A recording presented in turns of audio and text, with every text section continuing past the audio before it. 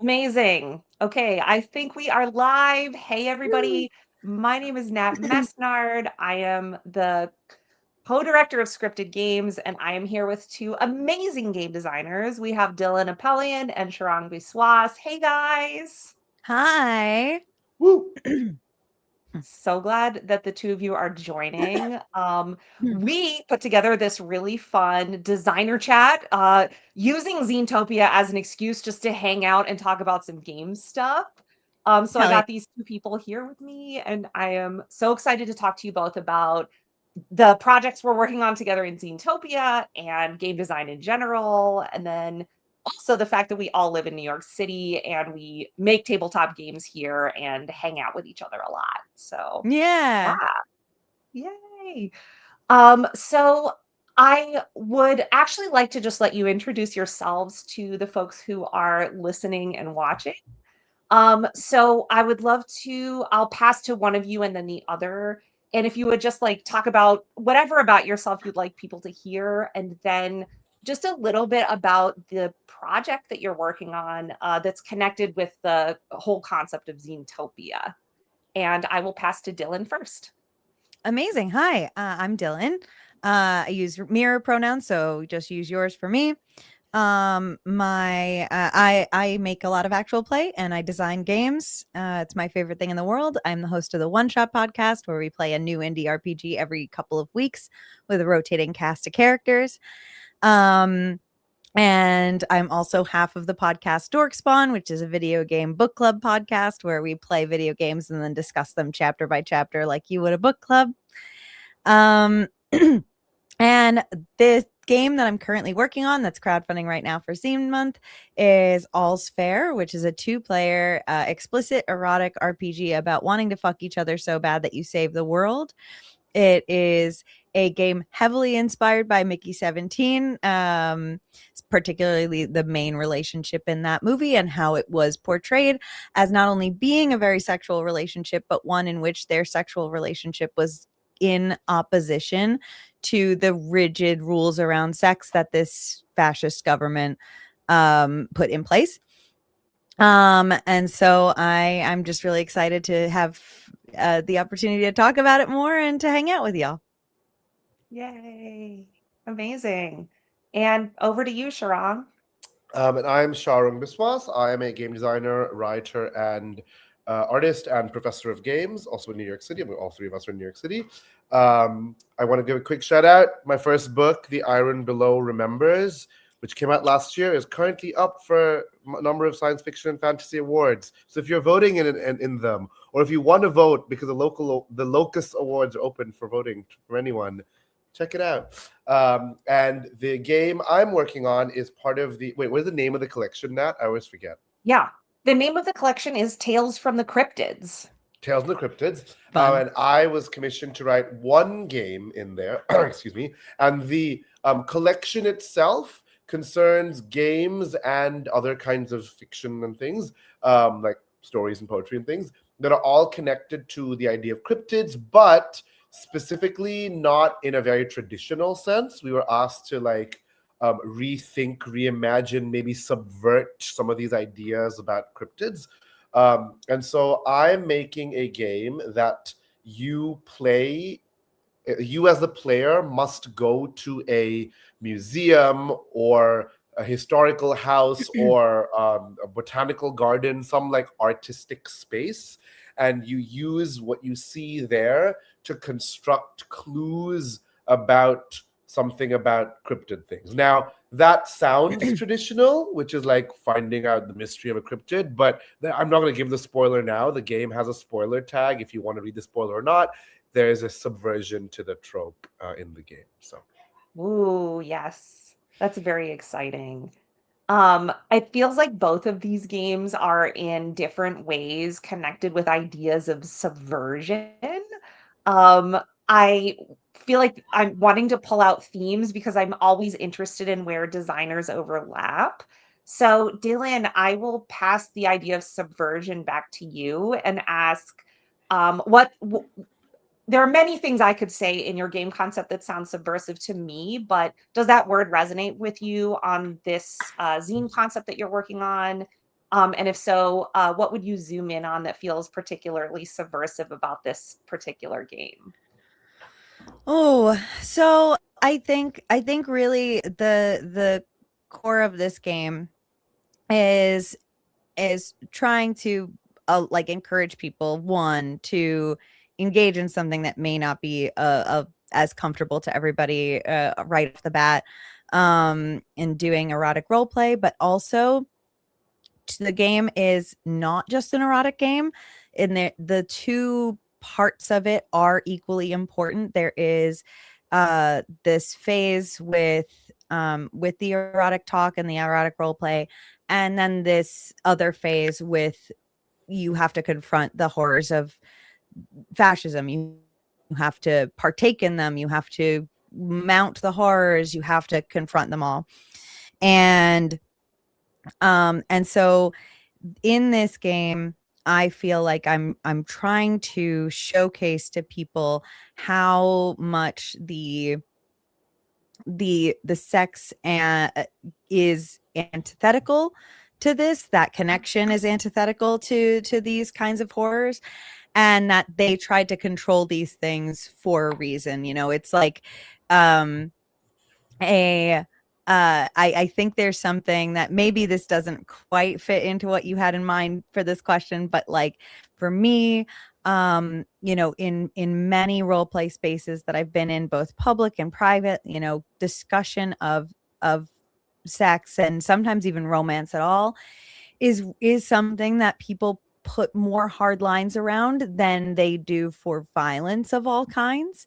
I've had far more tables ban the discussion of sex than tables that banned violence, even at I mean, all. Dylan, think of any Yeah. game of like D&D, right? Like it is Yeah. assumed that there will be violence, but you must always ask, will there be sex, right?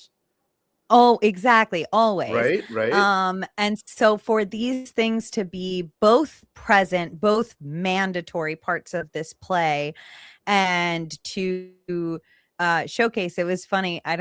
I'm rambling a little bit, but in the initial early stages of promoting this game, I did get a few people asking me like, "Oh, this sounds like an interesting system or an interesting mechanic.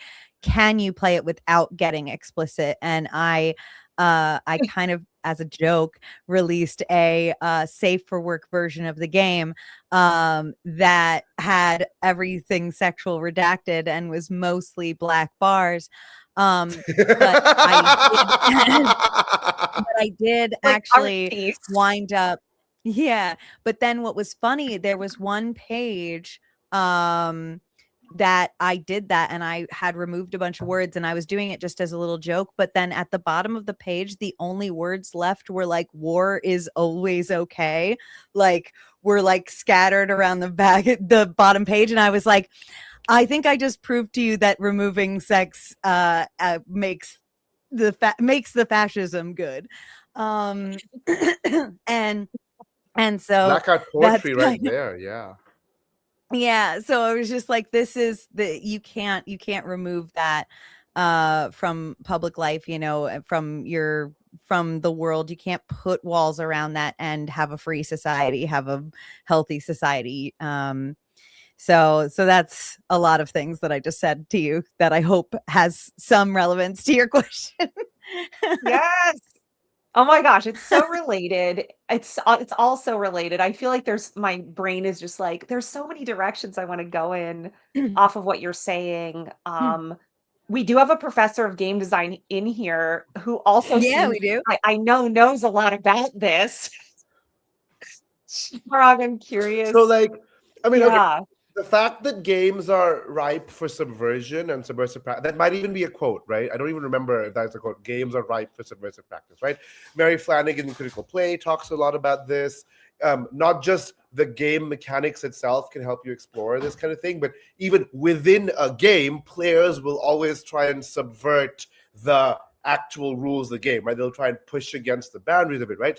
Dietrich Mhm. and Segal's edited anthology, edited collection has a whole chapter about subversion and brink and all that kind of play, right? So I think games, by virtue of being the medium they are ripe for creating spaces to allow for subversion.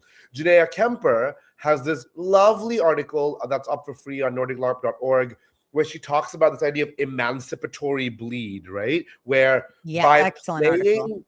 it's a great article, right? Excellent article. By by playing characters and playing emancipation, you allow the feelings and ideas of that to bleed into your real life, and that helps you achieve actual emancipation, even if it's not the same emancipation that the character has gone through, right? So the idea of subverting norms and pushing against are very are like kind of the foundation of games. Now, of course, you can also make games that are very not about that, but anyway.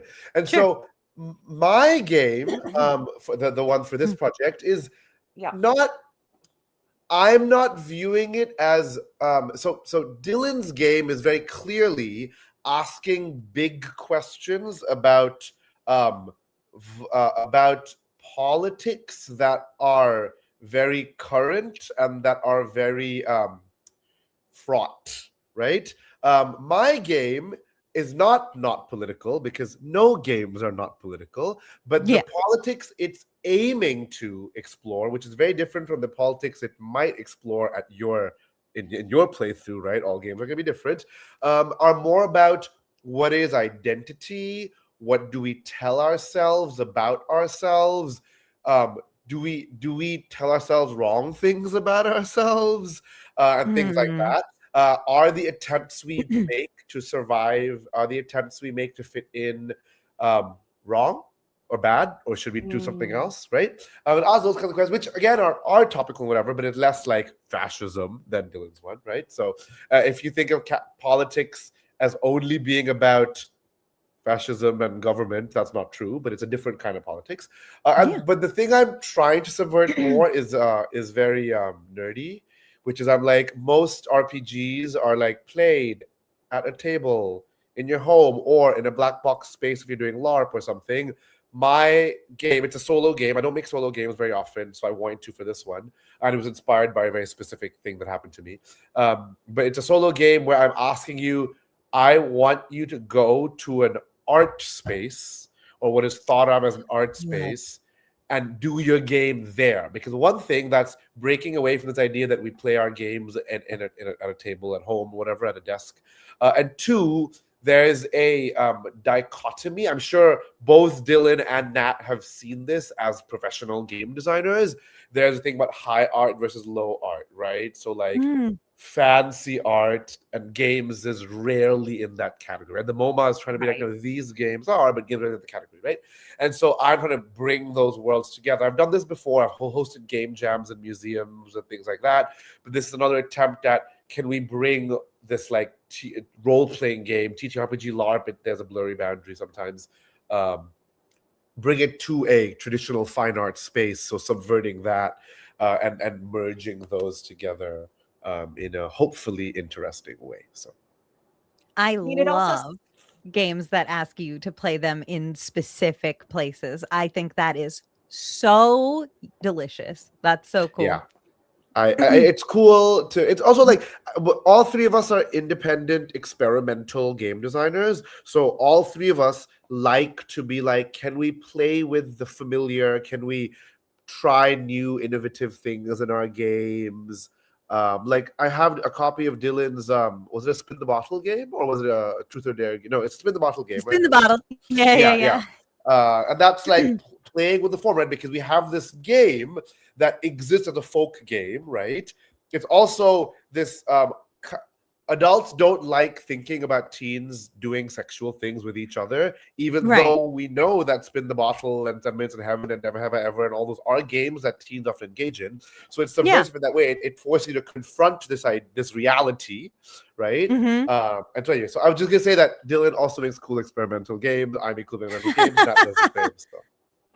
So we like subverting the familiar in games because we like making experimental games that we know are going to make us so much money always. Oh, yes. Right. So yes. That's why we do this. Here. That's why I got today. Someone, when Avatar, sorry, when Avatar Go made like $13 million, people were like, wait, are you a millionaire now? And I'm like, do you not realize that this is not how the industry was? I got paid fairly, right? I got paid money, but not nowhere near No. $13 million. Like, No. what? Nope. Like, no, that was a decent pay, but now I have to keep working and do more of that. Also, Yeah. people don't realize that a lot of like printing costs for small companies like Magpie, printing and warehousing and stuff is very expensive. So Yeah. Costs Yes. are high. Yep. Mhm. So I just want to say there's tons of chatter in the chat, and some people said they're taking notes, which is amazing. wow. Um, it- so I wanted to say that if you are in the chat and you would like to ask a question, um, please feel free to put it in the chat, and then I will put it up on the screen and we will all talk about it. So just invitation for anyone who's out there watching, please chat with us. We want to talk about what you're interested in hearing about regarding games. In the Yeah, absence Dillin of is a questions, professional podcaster and I'm a professional professor. We like talking to people. We love to talk. We love to chat.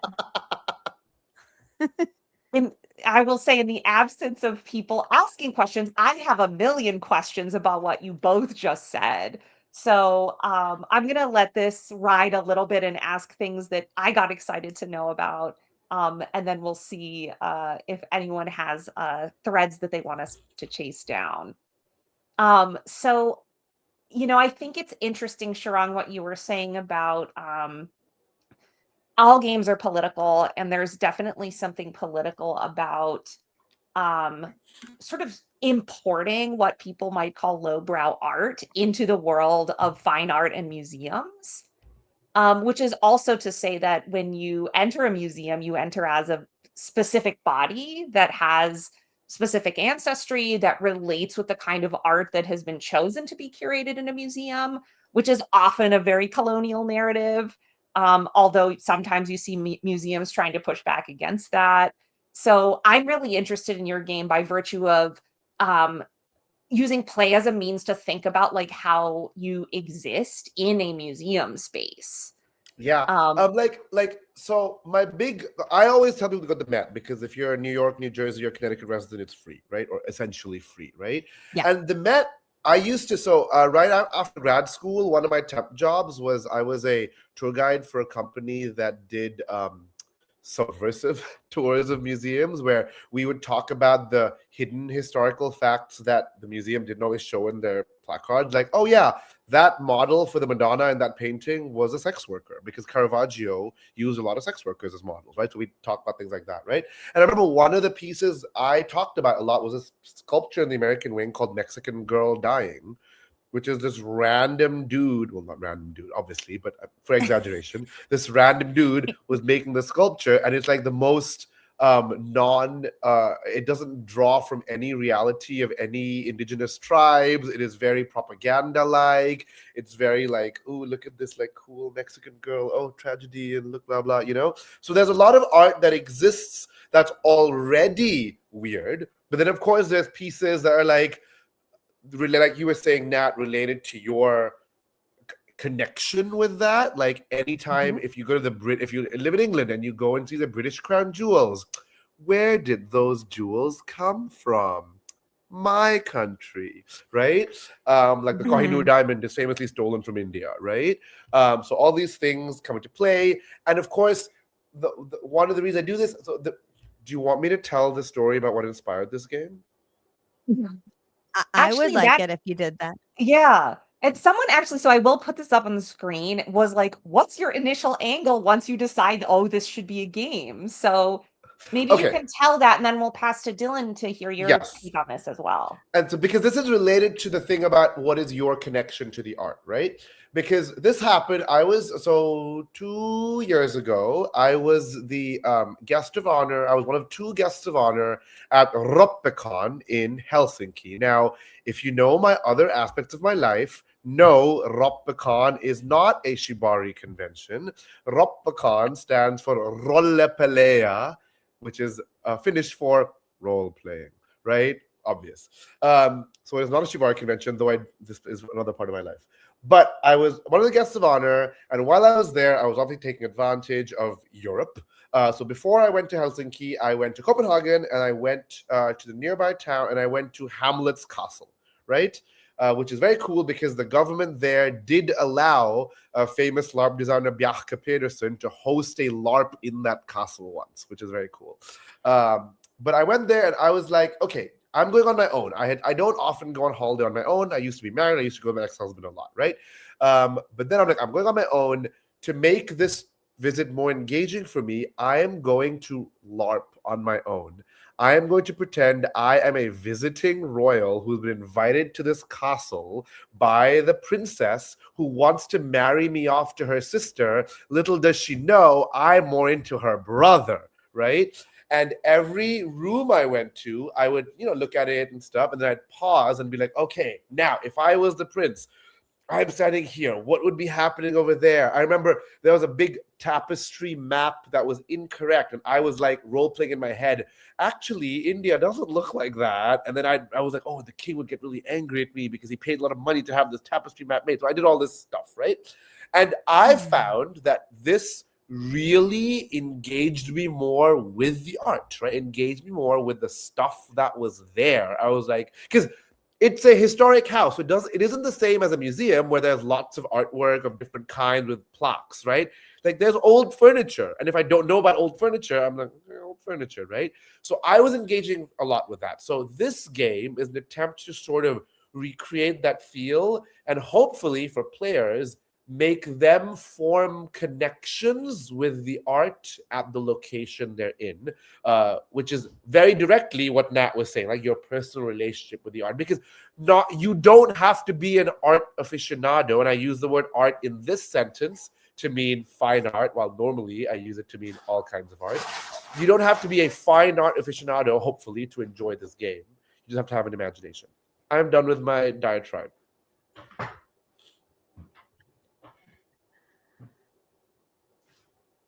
That's very good.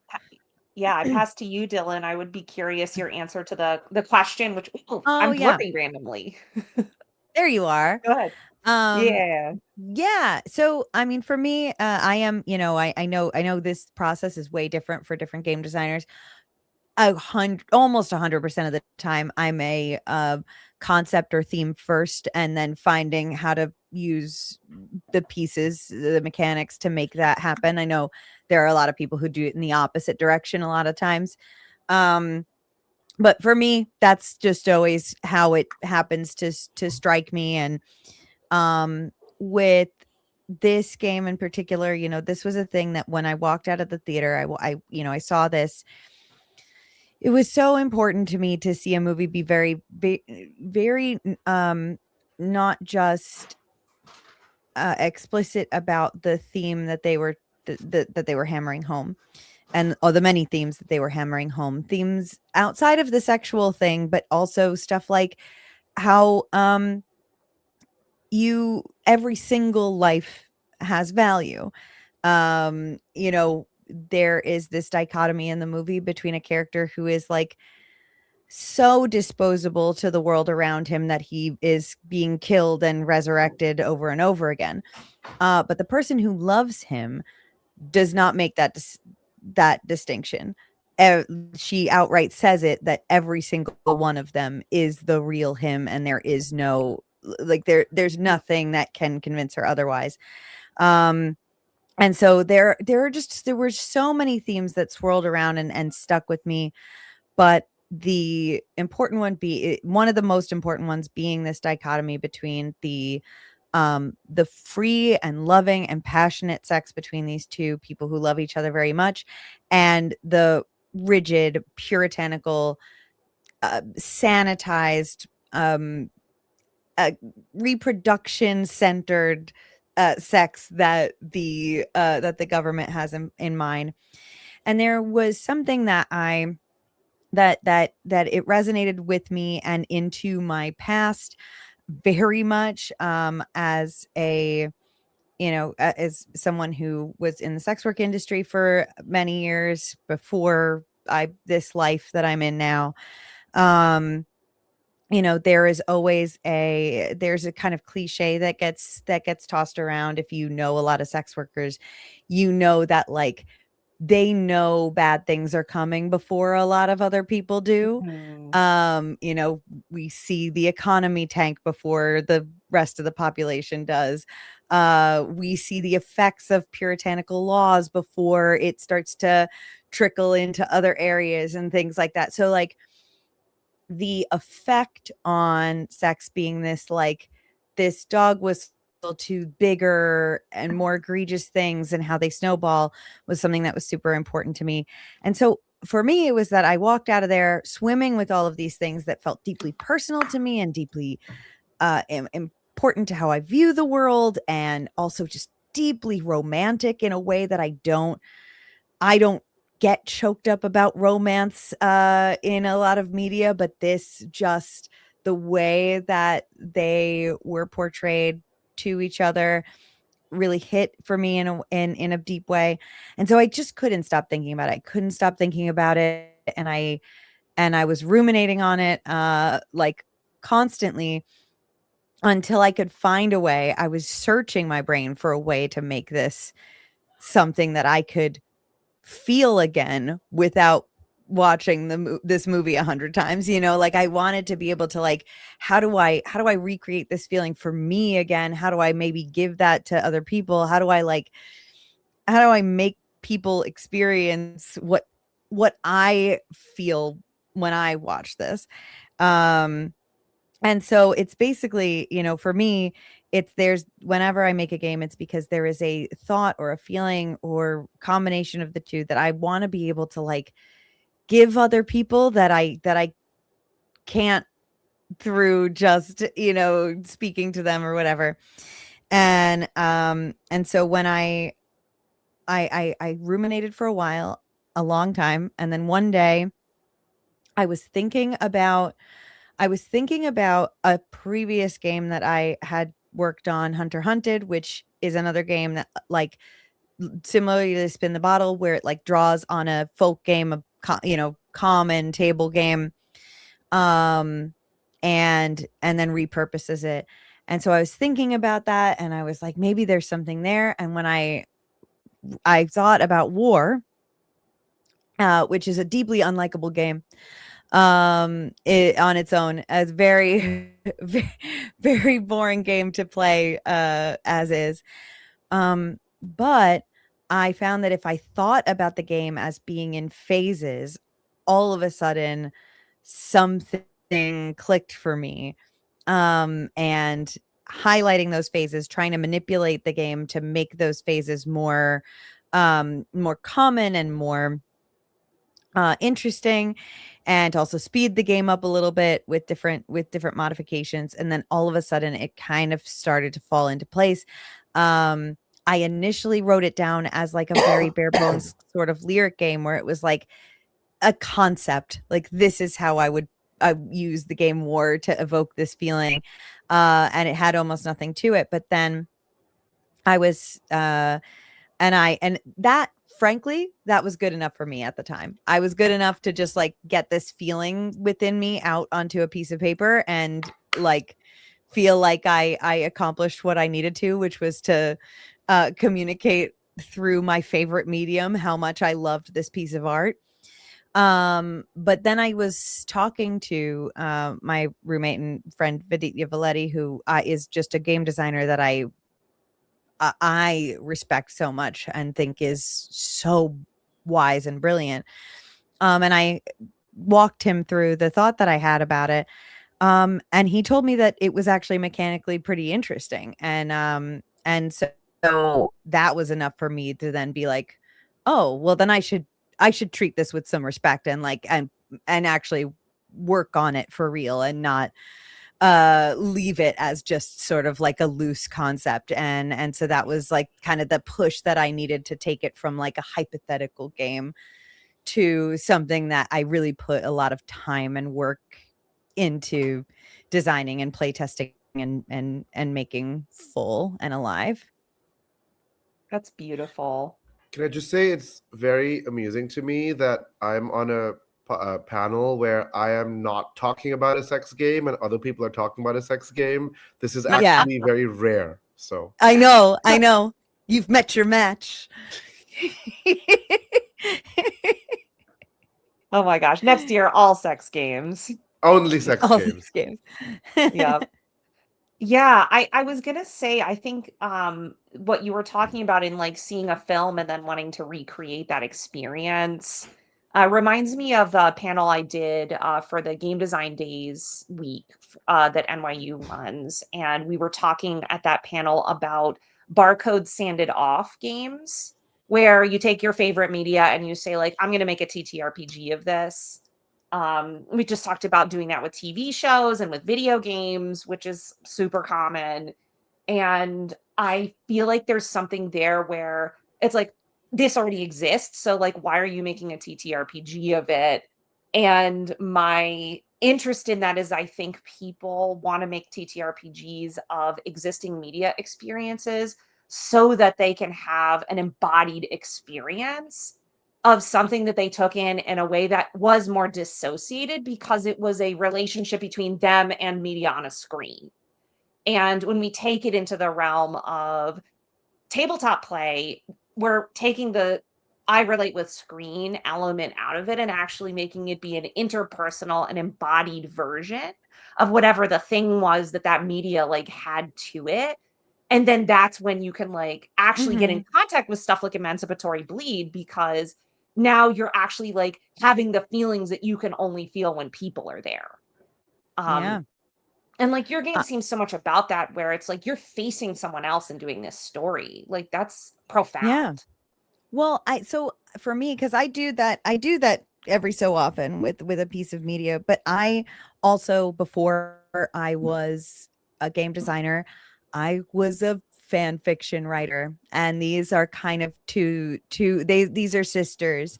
Um, when I make something that's inspired by another piece of art, it's because I'm not done living in it yet. I'm not ready to say goodbye and part with it, and I need to find more, and I need to find more ways to be inside of that. um and so, like, writing fan fiction was for me for a very long time, game design is just a new way I've discovered where I can also, like, even I like this game is not meant to recreate the script of Mickey 17 for people. It's just trying to allow people to play with the nuts and bolts that made that an emotional experience that was interesting to me, and having more time to play with those concepts and themes outside of outside of that one singular experience. And so, yeah, that is why, just like I write fan fiction, I write games. I I mean, like, love if a new edition of Textual Poachers by Jenkins came out today, I am certain he would have a chapter on games that emulate existing media, right?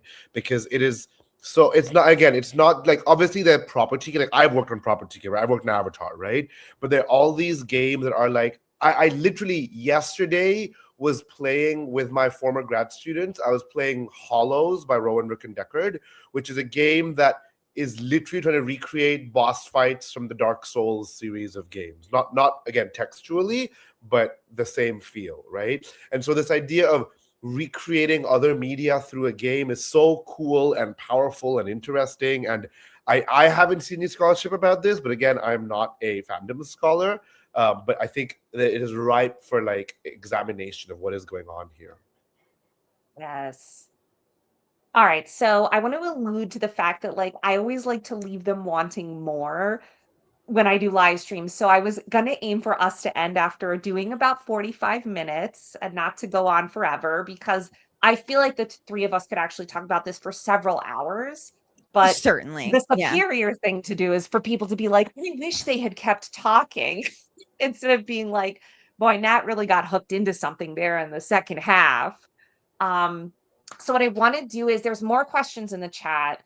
I want to toss one question to each of you, and then we'll do those, and Sure. then we'll kind of wrap up, do our outro, and see if there's anything else to say. Yeah, someone.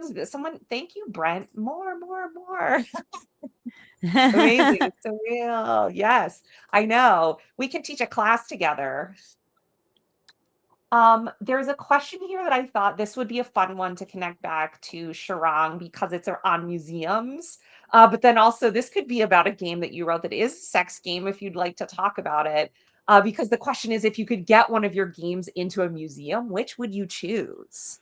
I mean, I've had games in museums before, so Oh, tell us Oh about that. my God, you.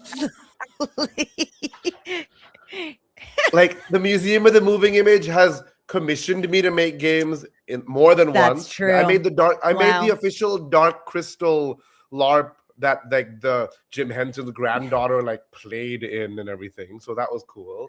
That's awesome. And they acquired one of my games to put in their education modules for like teaching about stuff. But a game of mine that would go into museum. Okay, I'm gonna say not a single game. I'm going to talk about the collection Honey and Hot Wax, which is an anthology of erotic art games, which is co-edited by Lucian Khan and I co-edited, and we were funded partially by Pelgrane Press, who published it, and partially by the Effing Foundation for Sex Positivity, the nonprofit that does sex communication about sex positivity, right?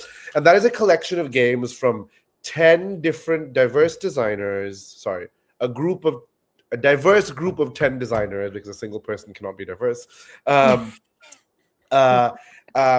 it is 8 different games that discuss sex and sexuality from different angles, and that includes very tame games like Cat Jones's game where you play preteens and young teens in a summer camp who are talking about like, I found a porn magazine in my sister's bedroom, or I have a girlfriend in Canada and we do sex stuff over the phone. And just like the innocent young teens trying to discover what sexuality means.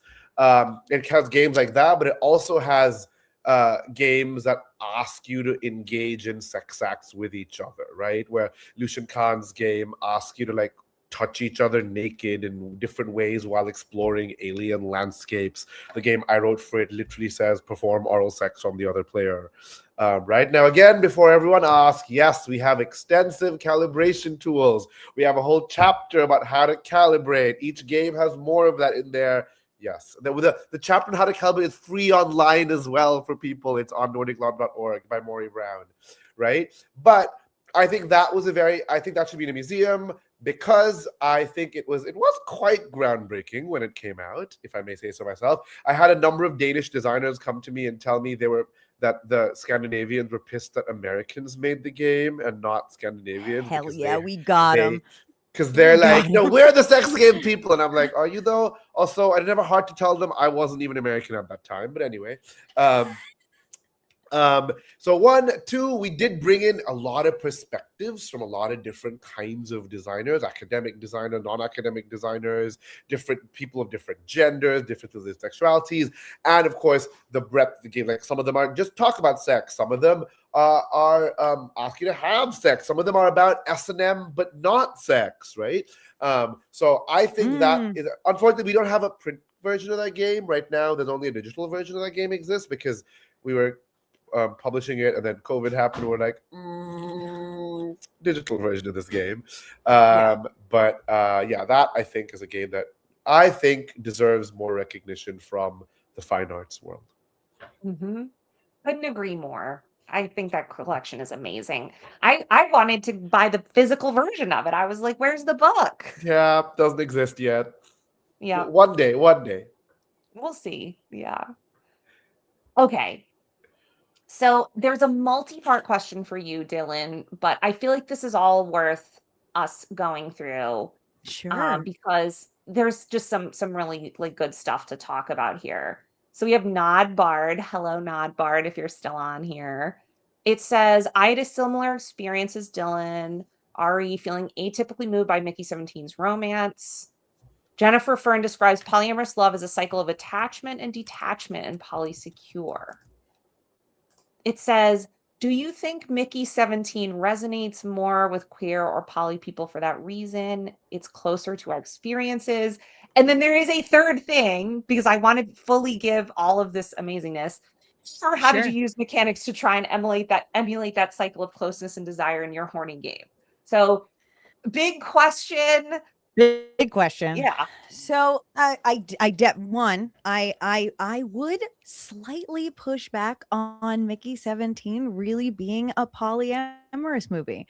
Um, the movie actually goes so far to be extremely explicit that Mickey's clones are not different people. They are all parts of the same person, to the point where Nasha would not entertain the thought of polyamory with Kai, the other the evil bisexual of the movie, who tries to pitch that as an idea, like, oh, we'll engage with this, and she shuts her down angrily. So we also, I think some of the more beautiful things about that movie is how messy they are in their relationship.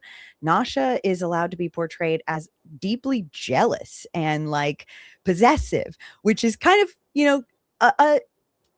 sort of a no-no in most poly communities, things like possessiveness and feeling that way. So these are imperfect people who I don't know. I mean, I I definitely, though, think that there is an element of queerness to this that definitely shines through. In particular, when you are looking at Mickey and the different clones of Mickey. Mickey's two clones hate each other at first, and for a good portion of the time that they spend together. Um, and the movie is I think making it very clear that they are hating things because they are seeing parts of themselves that they don't like in the other one. Like, you're seeing this part of yourself that you don't like, you don't want to confront it, and you are upset with it. 18 is pissed at Mickey 17 for having rolled over so much to these people. But what changes is that Nasha loves them both completely equally, sees them both as the whole of himself, and refuses to entertain this idea that there's a part of him that should be hated. And through that, there is this acceptance of each other that comes from recognizing that how could you hate something that the person you love loves, and accepting a part of yourself that you previously hated because it's loved by someone else who's special and important. And I feel like there's definitely some queer in that.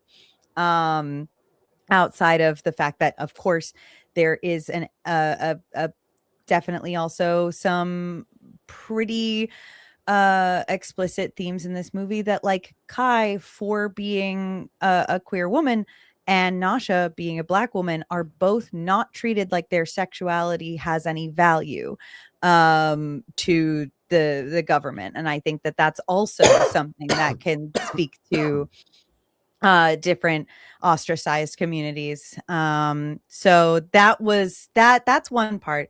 I definitely see queer themes in this.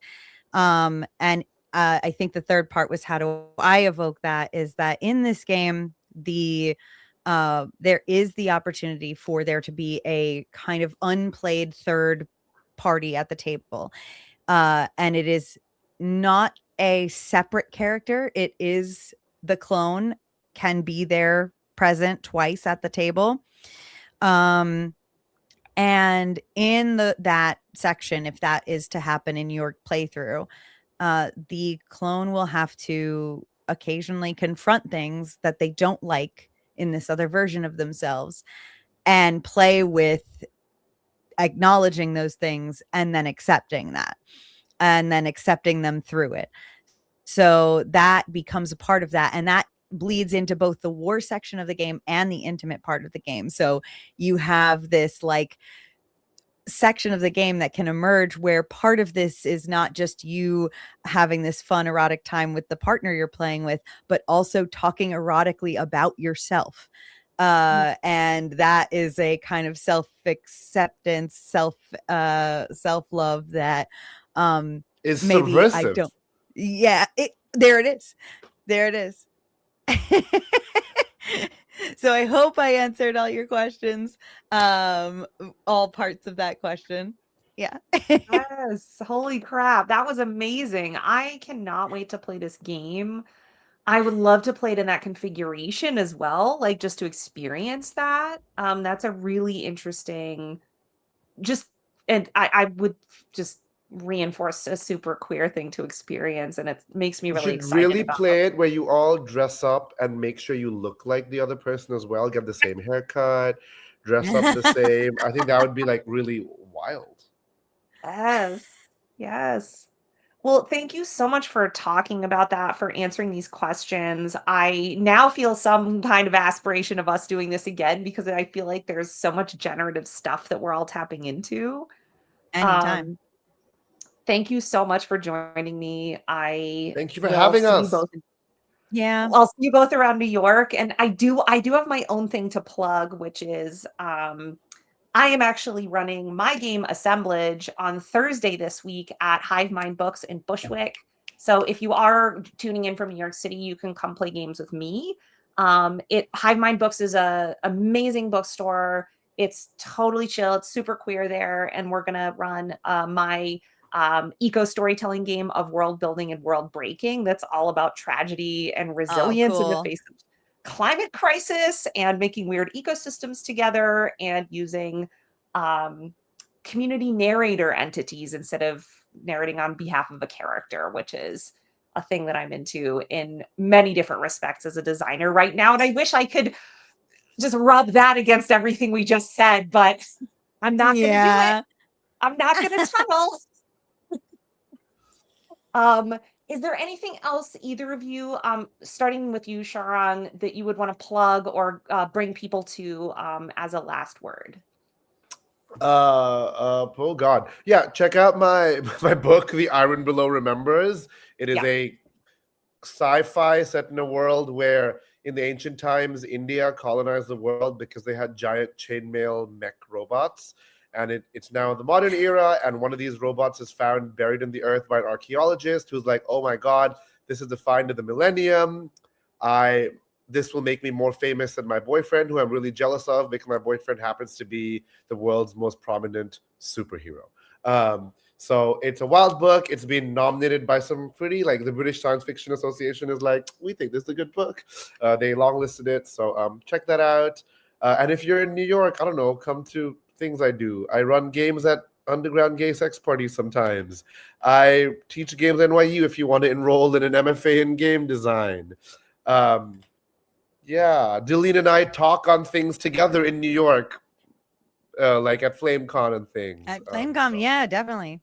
Yeah. Yes, and I will say I think FlameCon might be easier for out-of-towners to figure out how to go to than an underground sex party in New York City, If but you are that's just a motivated question. enough now, oh wait, you don't know how many out of towners come to underground gay sex parties now. There's It's a like a lot. large portion of people. Yeah, yeah.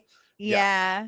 There's a Like tourism economy. I went to Philly last month to do a writing retreat with my publisher for another sexy game I'm making, and I had a hookup scheduled with someone who came into New York for that underground gay sex party, and he was like, "Oh, I live in Philly. I came in for this." I'm like, Yeah. "Well, I come to Philly in a few months. I would love to see you again." He's like, "Okay," and I did, and we had a lovely time. I stand corrected.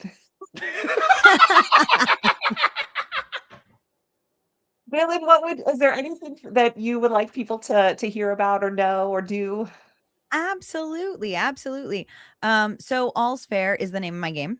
By the way, I saw that some people were asking me to repeat that, but it is All's Fair, and it is backing paired with another zine game made by my best friend Robin Eckberg called Rise Wizards, and that is deeply not sexual, very different game, but it is really interesting and exciting because the main central mechanic of this game is dice stacking.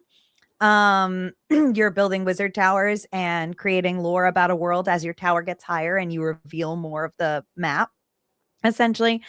It's very fun and very cool. And so because those two games are paired to each other, you can go to hornywizards.com and that will lead you to the backer campaign for both games. On One Shot right now, you can hear Rise Wizards being played, and in a few weeks, you'll hear All's Fair.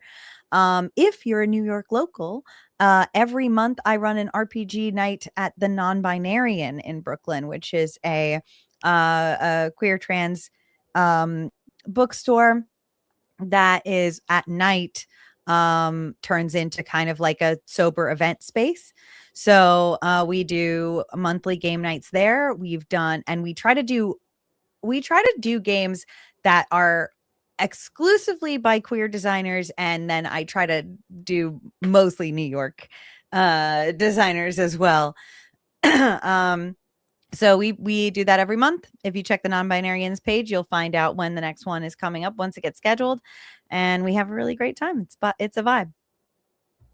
Yay. I can't wait to make it out to that. I saw the recent one of those listed. Oh, you'd love it.